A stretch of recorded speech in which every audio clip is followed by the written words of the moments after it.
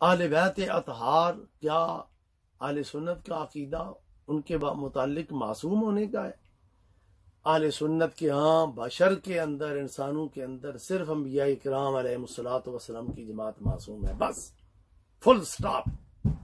اور پھر عصمت اور حفاظت کے درمیان یہ جو سمجھیں دو کلیاں جو علماء کلام نے تعریف کی ہے اس کی، میں نے خیالی کو اچھے طریقے سے دیکھا، یہ تو ہمارے پڑھنے پڑھانے میں رہتی ہے، نبراس ہمارے پڑھنے پڑھانے میں رہتی ہے، ہم نے نبراس کو بھی دیکھا اچھے طریقے سے۔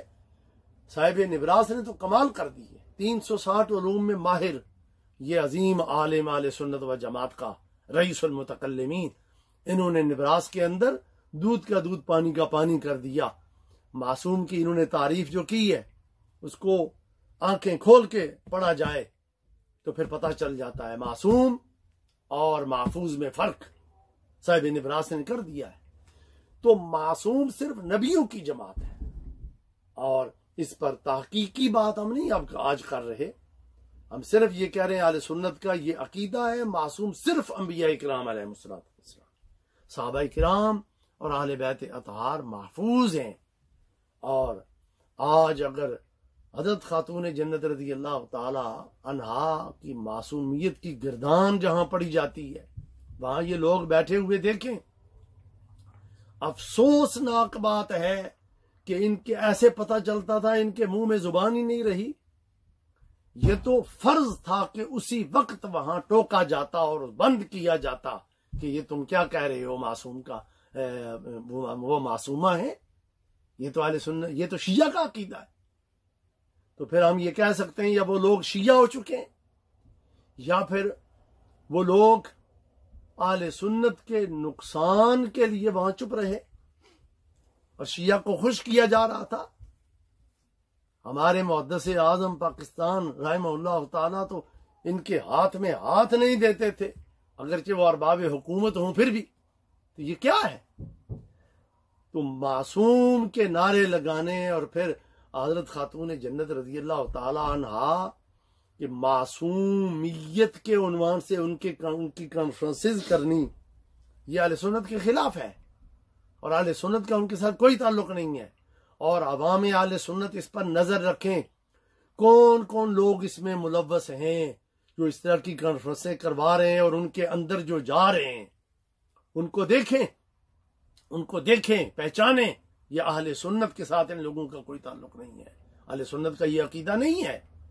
اور محفوظ اور معصوم دو علیحدہ علیحدہ کلیاں ہیں متباین، اس لحاظ سے دیکھو کہ اس کا معصوم کا معنی اور ہے جو علماء متکلمین نے کیا ہے، محفوظ کی تعریف اور کی ہے علماء متکلمین نے، ان کی تعریفیں ہی علیحدہ علیحدہ ہیں۔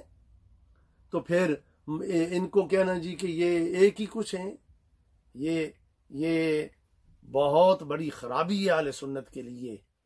اللہ تعالیٰ اس خرابی سے محفوظ رکھے۔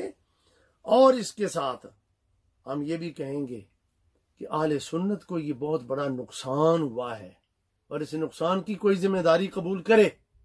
کس کی وجہ سے یہ نقصان ہوا ہے اہل سنت کا؟ اور اہل سنت پریشان، امن کے اندر وہ دین کی خدمت کر رہے تھے، اہل سنت کا پرچار کر رہے تھے، اور خواہ مخواہ جو ہے وہ رخنہ اندازی کی گئی اور پریشان کیا گیا، اور ایک بہت بڑے عالم دین محقق عالم کو گرفتار کروا کے آج سلاخوں کے پیچھے بند کروایا گیا۔ اور کیا امام ربانی کی فکر یہ ہے، اعلیٰ حضرت عظیم البرکت کی فکر یہ ہے؟ ان دو بزرگوں نے جو سنیت پیش کیا بر صغیر پاک و ہند میں، وہ سنیت یہ ہے؟